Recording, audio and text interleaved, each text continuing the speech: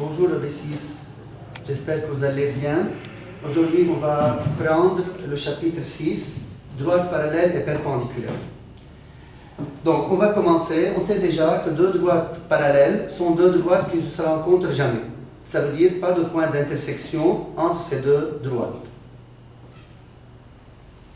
Par exemple, on a deux droites, D et D' parallèles. Elles ne se rencontrent pas. On note D parallèle à D'. Supposons qu'on a D ici et D' comme ça. Maintenant, il y a l'unicité. Ça veut dire, par un point, on ne peut mener qu'une seule parallèle à une droite. Par exemple, on a une droite D et un point A à l'extérieur de la droite. Par ce point A, on peut mener une seule parallèle à la droite D. Par un point, on ne peut mener qu'une seule parallèle à une même droite. Donc vous pouvez noter ça sur votre cahier.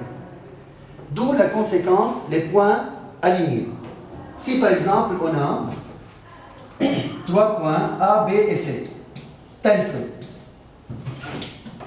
AB parallèle à D et AC parallèle à D. Donc, AB est parallèle à D et AC est encore parallèle à D. Or, par le point A, on peut mener une seule parallèle à la droite D. Ça veut dire AB et AD sont confondus, alors A, B et C, qui sont sur la même droite, sont alignés. Maintenant, les propriétés. Première propriété.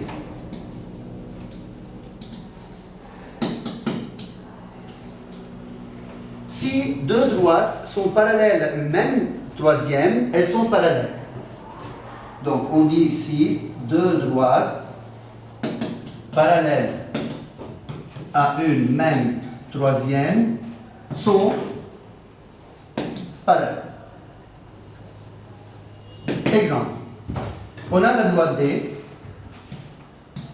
on a une droite D1 qui est parallèle à D, et une autre droite D2 parallèle encore à D.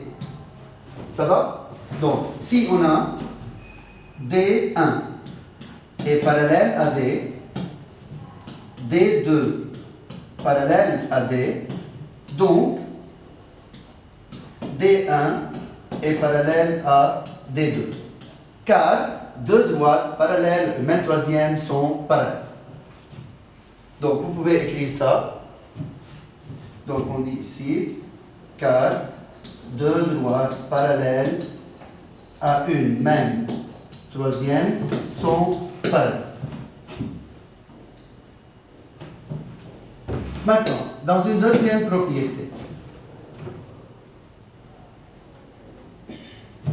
on a déjà vu l'année passée, si on a deux droites perpendiculaires à une même troisième, elles sont parallèles. Donc, on dit ici, on a la droite encore D, on a une perpendiculaire à D, D1, et une autre perpendiculaire à D, D2. D1 et D2 sont perpendiculaires à une même droite, ça veut dire elles sont parallèles. Donc, la deuxième propriété, deux droites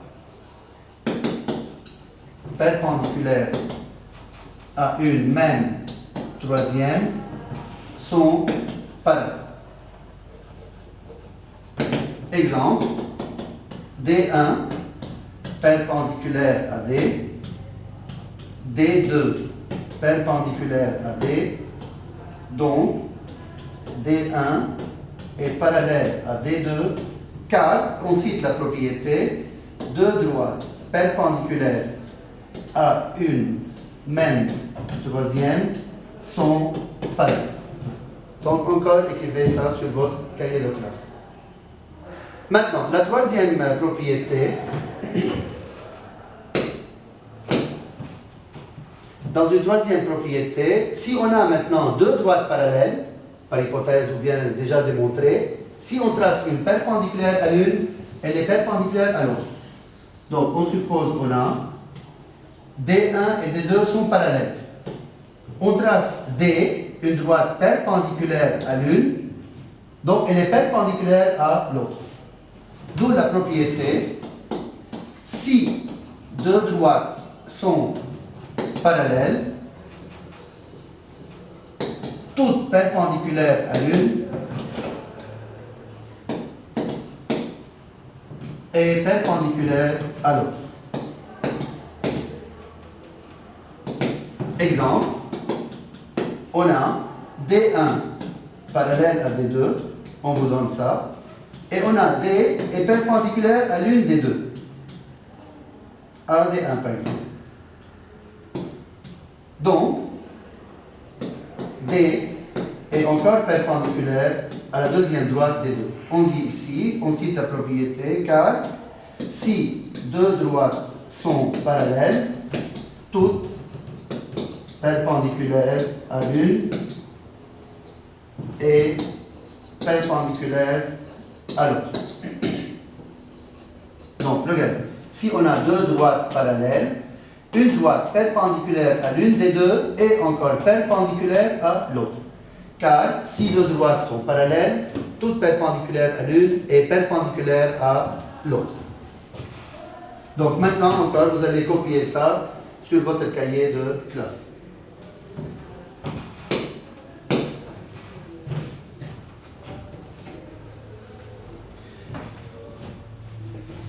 Maintenant, la distance entre deux droites parallèles. On ne peut pas parler de la distance qu'entre deux droites parallèles. Si deux droites ne sont pas parallèles, on ne peut pas parler de la distance entre ces deux droites. Donc, si on a deux droites parallèles, la distance entre ces deux droites est la mesure du segment qui est perpendiculaire aux deux droites. Par exemple, on a D et D1, deux droites parallèles. Si on trace un segment perpendiculaire aux deux droites qui les coupe respectivement en A et B, la distance entre D et D2, et D1 ici, est la mesure du segment AB. Si on trace d'autres segments perpendiculaires, comme ça, CD, EF, etc., on a la distance est toujours la même entre deux droites parallèles, ça veut dire que ces segments-là sont égaux. Car la distance entre deux droites parallèles est toujours la même.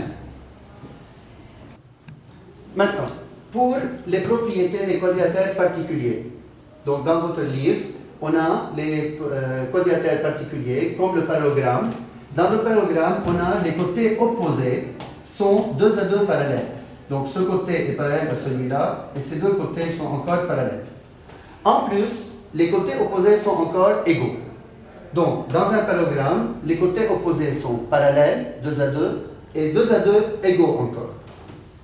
Dans le rectangle et le carré, ici on a dans chacun de ces deux quadrilatères particuliers, on a des angles droits. Tous les angles sont droits. Ou bien les côtés consécutifs sont 2 à 2 perpendiculaires. En plus, on a les côtés opposés sont parallèles et égaux. Donc, comme le parallélogramme, côtés opposés parallèles et égaux, et en plus, on a des angles droits.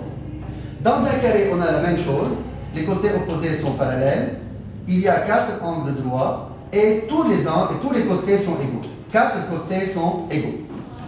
Donc, un carré, c'est un rectangle qui a en plus des côtés égaux, les 4 côtés égaux.